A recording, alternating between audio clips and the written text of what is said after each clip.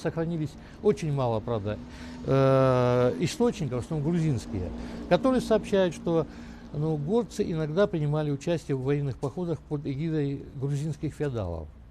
Вот один из таких эпизодов, это еще до прихода монголов, в 1226 году грузинский хронограф пишет: и когда Хорезм-шах Джилал-1 подошел к Тбилиси, и царица Русудан понимает, что ей сил не хватит оборонить столицу, она обратилась к горцам Северного Кавказа.